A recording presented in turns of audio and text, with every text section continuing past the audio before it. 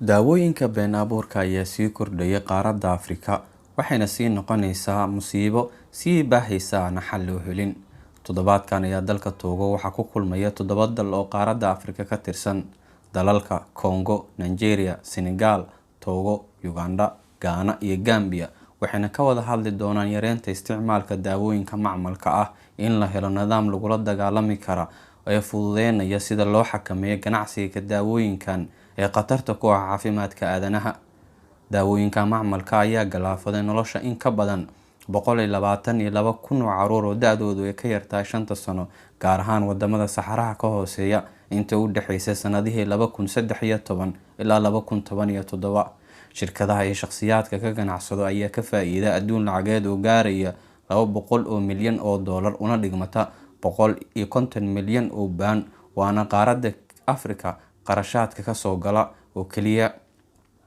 Hay'adda Caafimaadka Dunida WHO ayaa sheegtay 42% in la diiwaan geliyay daawooyinkan been abuurka eena tirada sii kordhaysa inta u dhaxaysay 2013 ilaa 2017.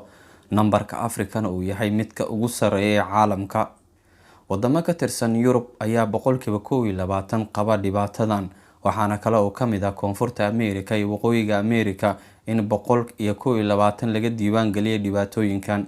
WHO ayaa warbixinteeda ku sheegtay in la kordhiyay shaqaalaha lana siiyay tababar aad u sareeya sida loo yareeyo khatartan, balse waxaa jiro shakhsiyaad iyo shirkado ku bixiya qarashaad laaluush ah si loogu fududeeyo hawsha ay rabaan, taasina ay wiiqayso in laga guuleysto ama in la yareeyo daawooyinkan been abuurka.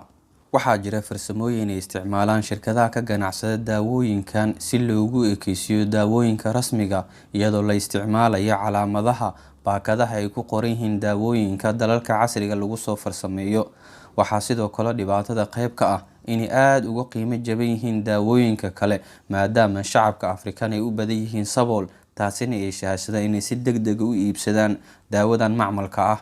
Soomaaliya ayaa ka mid ah halka dhibaatooyinkan ay ka jirto. Dowladda Soomaaliya ayaana weli ku guuleysan inay xaqiijiso badqabka cuntooyinka iyo daawooyinka dalalka shisheeye laga soo iibkeeno si loo hubiyo tayada heerkay gaarsiisan tahay si loo badbaadiyo shacabka Soomaaliyeed aysan dhibaato ugu naqan. Inta ayaana kusoo gabagabeynayaa saaxiibadan u jecelnahay oo anigoo Maxamuud Sheekh Cumar ayaa idiin soo jeedinayay. Fadlan haddii aad nagu cusub tahay, fadlan channelkeena subscribe saaro una furo gambaleelka si aad ugula socoto warbixinada dambe halkan kusoo gudbiyo. Saaxiib nagu xiranna noqo. Soomaaliya warsan meel walba aad caalamka ka joogtaan. Tan iyo kulanti dambe nabadiino.